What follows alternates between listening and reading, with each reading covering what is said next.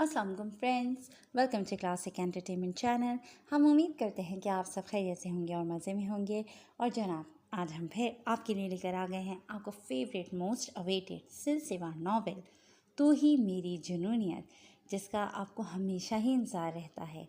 जनाब, आ गई है इसकी नई एपिसोड 21, जिसको आपके लिए तहरीर किया आपकी फेवरेट राइटर फरवा खालिद ने। तो फिर जल्दी से चलते हैं नॉवेल की तरफ। मगर उससे पहले अगर आपने अभी तक हमारे चैनल को सब्सक्राइब नहीं किया तो उसको सब्सक्राइब करें, आइकॉन बटन दबाएं ताकि हमारी नई और नई वीडियोस आपको सबसे पहले देखने को मिले। तो चलते हैं तू ही मेरी जुनूनियत की एपिसोड 21 की तरफ। यह असकान शाह इतनी नफरत क्यों करता है औरतों से? क्या उसे पहले किसी औरत ने धोखा दिया है? नेहा का दिमाग सुबह से जिस बात में उलझा हुआ था, उसने अब वो सवाल पूछ ही लिया था। उसकी बात सुनकर समरा ने लम्हे भर को खामोश निगाहों से उसकी जानिब देखा था और अगले ही लम्हे फीका सा मुस्कुरा दी थी। आपसे किसने कहा कि वो सिर्फ औरतों से नफरत करते हैं? एक इंसान को छोड़कर उन्हें दुनिया के हर इंसान से नफरत है। उनका बस चले तो वो सबको ख़त्म कर दें। हाँ, बस औरत ज़ात से कुछ ज़्यादा खार खाते हैं, जिसकी वजह हम में से कोई नहीं जानता। मर्दों से फिर भी गुजारे लायक बात कर लेते हैं, मगर औरतों की तरफ देखना भी अपनी तौहीन समझते हैं। इस बात से हमारे इलाके के तमाम लोग बहुत अच्छी तरह वाकिफ़ हैं। मेरे बाबा नवाज शाह की कोशिशों के बाद ही पहले सुमेरा की शादी उनसे हो रही थी। सुमेरा के बाबा ने बहुत भारी रकम ली थी इसके बदले। वो जानते थे 1 साल बाद उनकी बेटी ने तलाक का दाग लेकर वापस लौट आना था, क्योंकि शाह सही ने साफ कह रखा है कि वो शादी बीवी के लिए नहीं, अपना वारिस हासिल करने के लिए करना चाहते हैं। समरा ने उसे सारी तफसील बताई थी, जो सुनकर नेहा को कुछ खास हैरानी नहीं हुई थी, क्योंकि वो ये सारी कहानियाँ पहले भी सुन चुकी थी। उसे अब बस असकान शाह को देखने का तजस्सुस था। भला कैसी शख्सियत रखता था वो शख्स, जिसने सबको ही घुमा कर रखा हुआ था और लोगों के दिलों में अपने लिए इतनी दहशत कायम कर रखी थी कि उसके नाम से भी वो सब थर थर काँप उठते थे। ये हवेली और इर्द गिर्द के कई गांव शाह साईं की मलकियत में आते हैं। वो इस वसी और इस विरासत के इकलौते वारिस हैं। इसमें मेरे बाबा या बाकी किसी का भी कोई हिस्सा नहीं है। सब शाह साईं के एहसान के तहत ही इस हवेली में रह रहे हैं। आपको बहुत ज़्यादा केयरफुल रहना होगा यहाँ। आप आपको आम इंसान नहीं, बल्कि असकान शाह की बीवी हैं। चाहे आर्जी तौर पर ही सही, मगर उनकी जायदाद की हिस्सेदार हैं। आपकी जान को भी ख़तरा हो सकता है। उस सूरत में ज़्यादा ख़तरा जब आप उनके वारिस की दुनिया में लाने वाली हूँ। मैं नहीं जानती आज के बाद दोबारा मेरी आपसे ऐसी तफसीली बात हो सकेगी या नहीं, इसलिए मैं आपको अभी ही सब बता रही हूँ। समरा हमदर्दाना लहजे में बोलती नेहा जैसी ज़हीन और समझदार लड़की को थोड़ा मशकूक कर गई थी। तो जिया, तुम्हारे शाह साईं को किसी से ख़तरा नहीं है? नेहा पूछे बगैर नहीं रह पाई थी। ख़तरा? कोई एक दिन ऐसा नहीं गुजरता जब उनको कत्ल करने की साजिश ना की गई हो। कई बार उन पर कातिलाना हमला हो चुका है, उनके खाने में जहर मिलाया जा चुका है, मगर आज तक ना ही कभी शाह साईं को परवाह रही है और ना ही उनके दुश्मनों की कभी कोई साजिश कामयाब हुई है। समरा अभी मज़ीद भी बता रही थी जब दरवाजे से अंदर दाखिल होती मुलाजमा को देखकर उसकी ज़बान को ब्रेक लगी थी। आपको शाह साईं अपने कमरे में बुला रहे हैं। मुलाजमा नेहा से मुखातिब हुई थी, जबकि नेहा तो पहले ही खुद से अहद कर चुकी थी कि वो पहले दिन ही उस असकान शाह को बता देगी कि वो कोई इतनी आम और बेआसरा लड़की बिल्कुल भी नहीं थी जो यूं ही आराम से खुद को उसके सामने पेश कर देती। बोल दो जाकर अपने शाह साईं से, मैं रुखसत होकर हवेली में आ गई हूँ। अब अगर उन्हें मुझसे मिलना है तो खुद चल कर यहाँ आना होगा। ये उनकी भूल है कि मैं चलकर उनके कदमों में जाऊँगी। नेहा इस वक्त भी अपने उरूसी हुलिये में मौजूद थी। उसके सिंगार की एक भी शय अपनी जगह से हिली तक नहीं थी। सीने पर बाजू बांधे खड़ी बोलती वो समरा के साथ साथ मुलाजमा को भी हिला कर रख गई थी। मुलाजमा ने मलतजी निगाहों से समरा की जानिब देखा था, क्योंकि वो सब असकान शाह से इतना डरते थे कि उसके सामने ही गुस्साखाना पैगाम सुनाने की हिम्मत भी नहीं थी उसके मुलाजमीन में। ये आप क्या कह रही हैं? शाह साईं ये सब बातें बर्दाश्त नहीं करते हैं। वो ये सब सुनकर बहुत गुस्से में आ जाएंगे। समरा ने उसके तने हुए नकूश देखकर नरमी से समझाना चाहा था। वो तसव्वुर भी नहीं कर सकते थे कि अस्कान शाह की बीवी ऐसी भी हो सकती है और इस दुनिया में कोई ऐसा इंसान भी मौजूद हो सकता है जो अस्कान शाह की कही बात को ठुकरा सके। आई डोंट केयर, नेहा एक अदा से कहती सोफे पर जा बैठी थी, जबकि उसका अंदाज देखकर नाचार मुलाजमा को पलटना ही पड़ा था। हम कहाँ जा रहे हैं?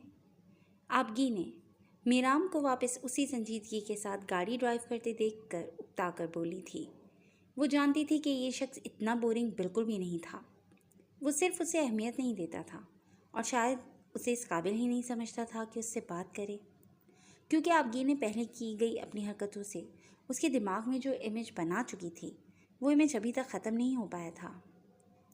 मेरे गाँव, मीराम ने सपाट लहजे में जवाब दिया था, मगर उसकी बात सुनकर आपगी के चेहरे पर मुस्कुराहट बिखरी थी। उसे बचपन से गांव देखने का बहुत शौक था। नेहा से गांव के हवाले से बातें सुनकर उसका भी दिल चाहता था कि उसका भी कोई गांव हो। रियली? आप मुझे अपने गांव लेकर जा रहे हैं? I am so happy. आपगी ने कुछ देर पहले की खफगी भुलाए सादगी से बोली थी। मेरे भाई की शादी है, मेरा जाना ज़रूरी था। आपको यहाँ अकेला नहीं छोड़ सकता, इसलिए मजबूरन आपको भी साथ लेकर जाना पड़ रहा है। मीराम ने अपने अगले जुमले के साथ आपगीने की सारी खुशी पर पानी फेर दिया था। आपगीने ने तासुब भरी निगाहों से इस दुनिया के सबसे ज़्यादा सड़ियल इंसान को देखा था, जो बज़ाहिर जितना खूबसूरत था, दिल से उतना ही संग दिल और एहसास से आरी इंसान था। मैंने हमारे निकाह के बारे में अपनी माँ और भाभी के सिवा किसी को नहीं बताया, क्योंकि इन दोनों में से मैं अपनी लाइफ की कोई बात नहीं छुपाता। उनके अलावा हमारे रिश्ते से वहाँ कोई भी वाकिफ़ नहीं है, सो बी केयरफुल। जिस रिश्ते की मुद्दत बहुत कम है वो अपने घर वालों को बताकर उन्हें मैं हर्ट नहीं करना चाहता। हमारे यहाँ लड़की लड़की की दोस्ती को भी बहुत मायूब समझा जाता है। आप वहाँ मेरे ऑफिसर की बेटी की हैसियत से रहेंगी।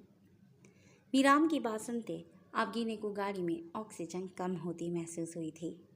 उसने बेख्तियार अपना चेहरा विंडो की जानिब मोड़ते अपने आंसू को इस संगदिल और कठोर इंसान की निगाहों से महफूज रखा था, जो दुनिया का सबसे जालिम इंसान था, जो हर पल हर घड़ी सिर्फ इसी कोशिश में रहता था कि कब और कैसे आपगीने का दिल तोड़ सके। आप सुन रही हैं मेरी बात? उसकी इतनी खामोशी मीराम को खटकी थी। मीराम को यही लगा था कि उसकी बात सुनकर आपगीने फिर से शायद उससे लड़े या फिर कोई तो एहतजाज ज़रूर करे, मगर उसकी इतनी खामोशी मीराम को बिल्कुल भी हज़म नहीं हुई थी। मैंने सुन ली है आपकी बात, जैसा आप चाहते हैं वैसा ही होगा, और बहुत शुक्रिया मुझ पर तर्ज खाकर अपने साथ ले जाने के लिए। मैं सारी ज़िंदगी आपके एहसानमंद रहूँगी। आपगी ने अपने आंसू पोंछकर अपने लहजे को मजबूत बनाते बोली थी, जबकि उसकी आवाज़ में छुपी नमी एसपी मीराम कमाल से छुपी नहीं रह पाई थी। गाड़ी सिग्नल पर रुकी थी जब मीराम ने निगाहें घुमाकर आपगीने की जानिब देखा था, जो सीट के साथ टेक लगाए सामने रखी बुक को अपने सामने खोल चुकी थी। उसे आपगीने का हुलिया नापसंद था। आपगीने उसकी पसंद को मद्देनज़र रखे मशरक़ी लिबास पहने हुए थी, नेवी ब्लू कलर के सूट में जिसके किनारों पर रेड कलर के धागों से बहुत ही नफीस काम किया गया था। हसीन बालों को जूड़े में मुक़य्यद किए वो मीराम को इग्नोर करने की कोशिश करती उसे पूरी तरह अपनी जानिब मुतवज्जा कर गई थी। जूड़ा किए होने की वजह से उसकी दूधिया गर्दन नुमाया थी, जिसे वो बार बार दुपट्टे से कवर करने में हलकान होती ज़िच होकर ऐसे ही छोड़ चुकी थी, जबकि चेहरे पर गिरती बालों की कटी लटें मीराम कमाल को डिस्टर्ब कर रही थी, जिसे आपगीने बार बार अपने कान के पीछे उड़सती थी, मगर वो फिर से उसके गुदाज गालों और तराशीदा होठों से टकरा जाती थीं। मीराम ने बेख्तियार इस मंजर से निगाहें फेर ली थीं जब उसी लम्हे उनकी गाड़ी के करीब एक गजरे वाला आन खड़ा हुआ था। साहब जी, अल्लाह आपकी जोड़ी सलामत रखे। ये गजरे ले लें और अपनी रूठी बीवी को मना लें, जिसे इतनी देर से देखते आपको सिग्नल खुलकर बंद होने का भी नहीं हो पाया और वो कब से उल्टी किताब पढ़ने में मसरूफ़ है। वो गजरे वाला 14-15 साल बच्चा था, जो न जाने कब से उन दोनों को ऑब्जर्व करता इस वक्त बुरी तरह से पिटाने पर मजबूर कर गया था। आपगीने ने जल्दी से बुक बंद करते सामने डैशबोर्ड पर रख दी थी। جبکہ میرام نے گجرے والے کو اتنی سخت نگاہوں سے گھورا تھا کہ وہ بیچارہ ڈرتے ڈرتے پیچھے ہوا تھا۔ صاحب جی لے لیں، اس نے میرام کے تیور دیکھ کر جس معصومیت سے کہا تھا، آبگی نے چاہ کر بھی ہونٹوں پر امڑ آنے والی مسکراہٹ نہیں روک پائی تھی۔ اس شخص کے چہرے پر لکھا تھا کہ یہ کتنا کھڑوس انسان ہے۔ وہ جانتی تھی کہ یہ شخص مر کر بھی اس کے لیے گجرے نہیں خریدے گا، مگر اسے یہ بات بہت زیادہ حیران کر رہی تھی کہ میرام بھلا اسے کیوں دیکھ رہا تھا۔ نہیں، یہ بچہ مذاق کر رہا ہوگا، یہ شخص مجھے کبھی اتنی محبت سے نہیں دیکھ سکتا۔ آبگینی نے فوراً اپنی بات کی نفی کی تھی، مگر اس کی حیرت کی انتہا نہیں رہی تھی جب میرام نے اپنے والیٹ سے پیسے نکال کے اس کے لیے گجرے خرید لیے تھے۔ انہیں پہن لو، میرام نے اس کی جانب گجرے بڑھائے تھے۔ نو تھینکس، مجھے ایسا کوئی شوق نہیں ہے۔ کچھ دیر پہلے وہ آبگینے کی جتنی انسلٹ کر چکا تھا، آبگینے اس کے ہاتھ سے گجرے لینے کے موڈ میں بالکل بھی نہیں تھی۔ اب اسے بھی اپنی سیلف رسپیکٹ کا خیال رکھنا تھا۔ اس گھمنڈی شخص کی محبت میں بالکل ہی نہیں بچ جانا تھا، جو اس کی جانب نگاہ اٹھا کر دیکھنا بھی اپنی توہین سمجھتا تھا۔ اور مجھے نخرے اٹھانے کا کوئی شوق نہیں ہے۔ میرام بھلا کسی بھی بات میں ریجیکشن برداشت کیسے کر سکتا تھا؟ اس نے آگے کو جھکتے آبگینے کی دونوں کلائیوں کو تھام کر اپنی جانب کھینچا تھا۔ پبلک پلیس پر اس کی اس جسارت پر آبگینے نے بے یقینی بھری نگاہوں سے اس کی جانب دیکھا تھا۔ یہ تمہارے نام کے لیے ہیں میں نے، تو انہیں تم ہی پہنو گی۔ میرام نے باری باری اس کی دونوں کلائیوں میں وہ گجرے پہنا دیے تھے۔ بس، ارزم مہرماں کے قریب آتے اس سے اونچی آواز میں بولتا مہرماں کو وہیں ساکت کر دیا تھا۔ ارزم اس کے بے انتہا قریب کھڑا تھا۔ مہرماں کے قدم ڈگمگائے تھے۔ جب ارزم اس کی کلائی تھام کر اسے اپنے مزید قریب کرتے لال آنکھیں اس کے زرد پڑتے چہرے پر گاڑ گیا تھا۔ آپ بہت زیادہ بول چکے ہیں مس مہرماں، اور جو بہت غلط بھی ہے۔ میں ارزم ہمدانی ہوں، جو نہ تو دھوکہ دیتا ہے اور نہ ہی پیٹھ پیچھے وار کر کے ایسی کوئی بزدلانہ حرکت کرتا ہوں، اس لیے سوچ سمجھ کر بولیں۔ ارزم اس وقت موجودہ کنڈیشن کے خیال سے نرمی سے بولا تھا، مگر مہرماں تو جیسے اس وقت ہوش میں ہی نہیں تھی۔ اپنی جس عزت کو وہ اتنے سالوں سے اکیلے سنبھالتی آئی تھی، اپنے ماں باپ کے حوالے سے ملتے طعنوں کا سامنا اپنی پاک دامنی سے کرتی آئی تھی، آج وہ سب اس کے ہاتھ سے نکل گیا تھا۔ اس کی عزت پر بہت بڑا داغ لگ چکا تھا، جس شے نے اسے بالکل پاگل کر دیا تھا۔ تم نے جو کیا ہے میرے ساتھ، میں اسے کبھی معاف نہیں کروں گی۔ تم جیسے بڑے لوگوں کے لیے عزت کچھ نہیں ہے، مگر میرے پاس اس عزت کے سوا کوئی شے نہیں ہے۔ تمہارے گھر سے وہ تصویریں لیک ہوئی ہیں اور انہیں اتنے برے طریقے سے پورٹری کیا گیا ہے۔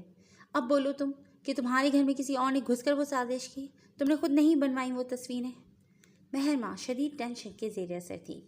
اسے کچھ سمجھ نہیں آ رہا تھا کہ وہ کیا کیا بول رہی ہے۔ اس نے ارزم کی گرفت سے اپنی کلائی نکال لی تھی۔ میری عزت بہت پیاری ہے مجھے ارزم ہمدانی، تم نے جو کیا ہے اس کا حساب دینا ہوگا تمہیں۔ تمہاری وجہ سے میں بدنام ہوئی ہوں، اب تم بھی زندگی بھر کبھی سکون سے نہیں رہ پاؤ گے۔ مہرماں بھیگے چہرے اور گلابی آنکھوں کے ساتھ بولتی وہاں سے نکل گئی تھی، جبکہ ارزم خاموشی سے اسے وہاں سے جاتے دیکھتا رہا تھا۔ اسے کچھ سمجھ نہیں آ رہا تھا کہ اچانک سے یہ سب کیا ہوا تھا۔ ارزم کے سامنے بار بار مہرماں کا آنسوں میں بھیگا چہرہ آ رہا تھا۔ وہ سچ کہہ رہی تھی، کہیں نہ کہیں اس سب کا ذمہ دار وہی تھا۔ بھلا اس کے گھر میں گھس کر کوئی انسان اتنی بڑی سازش کیسے کر سکتا تھا؟ ارزم نے شدید اشتعال میں آفس کی ہر شے تہس نہس کر دی تھی۔ وہ لوگوں پر بہت کم ٹرسٹ کرتا تھا، کیونکہ ہمیشہ سے ٹرسٹ کرنا اسے مہنگا ہی پڑا تھا۔ ارزم، یہ نیوز پیپر پر کیا چل رہا ہے؟ یہ خبر کس نے پھیلائی ہے؟ یاسر اندر داخل ہوتے پریشانی سے بولا تھا، جبکہ اندر کے حالات دیکھ کر پل بھر کے لیے وہ وہیں رک گیا تھا۔ ارزم کا یہ شدید غصہ کبھی کبھار ہی دیکھنے کو ملتا تھا۔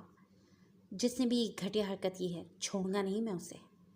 ارزم نے زوردار پنچ دیوار پر مارتے اپنے ہاتھ کو بری طرح ہرٹ کیا تھا۔ یہ گھٹیا حرکت اس لڑکی کے سوا بھلا کون کر سکتا ہے؟ آپ لوگوں کو ابھی بھی سمجھ نہیں آ رہی کہ اس سب میں زیادہ فائدہ کس کا ہوا ہے؟ زانیہ بھی فوراً وہاں پہنچی تھی۔ کیا کہنا چاہتی ہو تم؟ ارزم نے سختی سے مٹھیاں بھیجے خود پر ضبط رکھتے اس کی جانب دیکھا تھا۔ جی فرینڈز، آج کے لیے بس اتنا ہی. امید ہے آج کی ایپیسوڈ آپ کو پسند آئی ہوگی. بہت جلد اس کی نئی ایپیسوڈ کے ساتھ حاضر ہوں گے. آپ اپنی کمنٹ سیکشن میں ہمیں ضرور بتائیے گا کہ آپ کو یہ ناول کیسا لگ رہا ہے. تب تک کے لیے ٹیک کیئر اینڈ اللہ حافظ. السلام